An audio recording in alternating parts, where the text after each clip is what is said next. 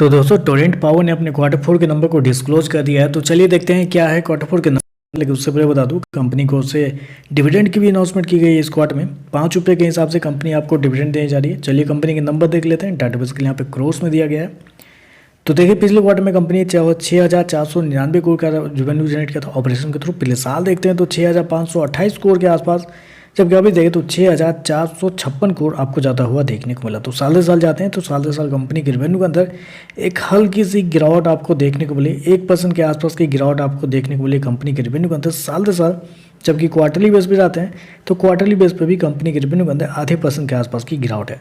तो कंपनी का रेवेन्यू देखें तो इस क्वार्टर में आपको गिरता हुआ देखने को मिला है साल से साल, क्वार्टर दोनों, जो कि थोड़ा सा यहाँ पे सरप्राइज वाली बात है, क्योंकि जो मार्केट का जो अनुमान था वो था 6,540 करोड़ के आसपास। तो यहाँ पे देखें तो बिलो एस्टीमेट आपको देखने को मिला है। और ऊपर से कंपनी का रेवेन्यू आपको साल से साल क्वार्टर गिरता हुआ भी देखने को मिल रहा है।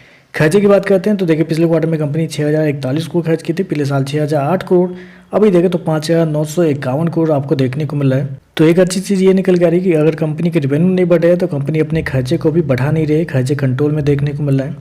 चलिए कंपनी का प्रॉफिट क्या है वो देखते हैं। तो देखिए पिछले क्वार्टर में कंपनी 490 करोड़ के प्रॉफिट में थी, पिछले साल देखें तो 447 करोड़ के आसपास, जबकि अभी देखें तो बढ़ के 1,077 करोड़ आपको ज़्यादा हुआ देखने को मिला। तो आपका क्वेश्चन आना चाहिए कि ऐसे कैसे हो सकता है, जब रेवेन्यू गिर रहा है, कंपनी के खर्चे भी कंट्रोल में है, तो प्रॉफिट कैसे बढ़ेगा। तो बिल्कुल नहीं बढ़ना चाहिए। कंपनी के प्रॉफिट बढ़े हैं क्योंकि कंपनी को टैक्स में बहुत सारे फायदे हुए। 457 करोड़ रुपए कंपनी को इस क्वार्टर में टैक्स के रूप में वापस मिले हैं।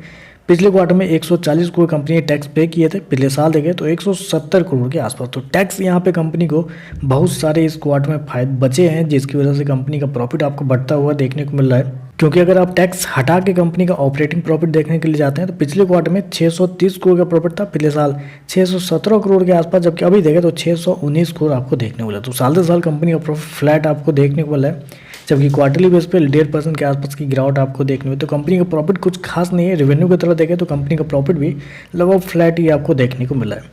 जबकि नेट प्रॉफिट कंपनी ने 1,017 करोड़ का 77 करोड़ का शो किया, जबकि मार्केट का अनुमान था 474 करोड़ के आसपास। तो इसको देखने से कोई फायदा ही नहीं है, क्योंकि बेसिकली टैक्स के रूप में बहुत सारे पैसे कंपनी को बचे हैं। तो ये नेट प्रॉफिट जो एस्टीमेट है उसको आप इग्नोर कर सकते हैं। ईपीएस की बात करते हैं तो ईपीएस भी बेसिकली क्या देखिएगा, क्योंकि यहाँ पे भी ईपीएस नेट प्रॉफिट के ऊपर कैलकुलेट होता है, इसकी वजह से आपको बढ़ता हुआ देखने को मिल रहा है। ओवरऑल देखा जाए तो कुछ खास नंबर आपको देखने को नहीं मिल रहा है, किसी प्रकार की कोई ग्रोथ आपको देखने को नहीं मिले। क्योंकि रेवेन्यू देखें तो 1% गिरता हुआ, आधा % गिरता हुआ, तो कोई ग्रोथ है ही नहीं यहाँ पे। तो रेवेन्यू कुछ खास नहीं है, रेवेन्यू के अंदर कोई ग्रोथ नहीं है, नहीं साल दर साल, नहीं क्वार्टरली बेस पे। आप प्रॉफिट भी देखें तो कुछ खास आपको देखने को नहीं मिला, फ्लैट है, रेवेन्यू प्रॉफिट दोनों फ्लैट है। बाकी देखते हैं मार्केट इस पर कैसे रिएक्ट करता है। आज के लिए हो सकता है वीडियो पसंद आए तो लाइक कीजिएगा, साथ में साथ चैनल को सब्सक्राइब जो कीजिएगा। धन्यवाद।